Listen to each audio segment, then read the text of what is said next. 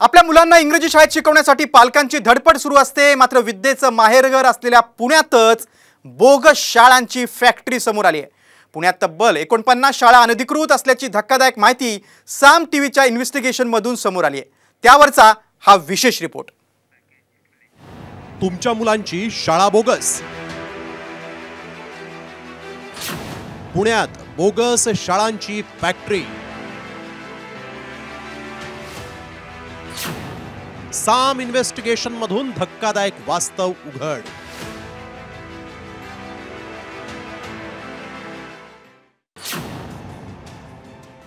आपल्या पाल्यांना इंग्रजी माध्यमांच्या शाळांमध्ये प्रवेश मिळावा यासाठी पालकांची धडपड सुरू असते।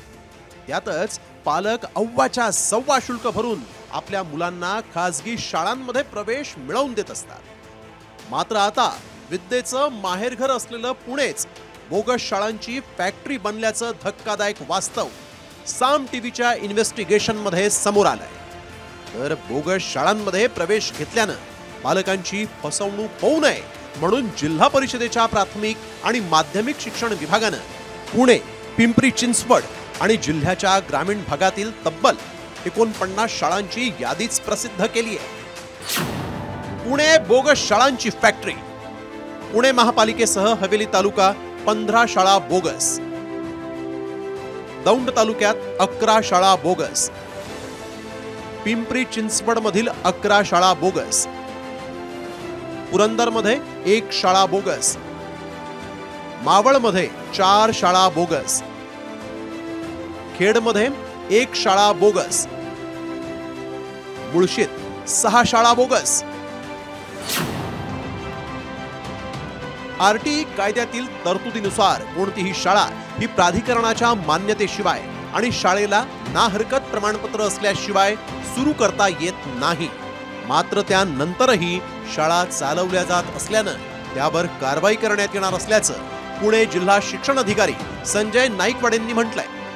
तसंच अनधिकृत आणि बोगस शाळेत मुलांचा प्रवेश करू नये असं आवाहन देखील आता करण्यात आलं। आज रोजी पुणे जिल्ह्यामध्ये शिक्षण विभागाच्या माध्यमातून सर्वेक्षणाअंती 49 शाळा, ज्यामध्ये 45 शाळा या कुठलीही मान्यता असलेल्या नाही आहेत आणि 4 शाळा ज्या आहेत या मान्यता असलेल्या आहेत, परंतु ज्या ठिकाणी त्या भरणं आवश्यक आहे त्याच्या व्यतिरिक्त इतर जागी भरलेल्या आहेत। जर शाळा बंद झाल्या नाही तर त्या दिवसापासून त्यांना प्रत्येकी 1 लाख रुपयाचा दंड, त्यानंतर प्रतिदिन 10,000 रुपयाचा दंड आणि या उपरही त्या बंद झाल्या नाही तर फौजदारी गुन्हा दाखल करण्यात येणार।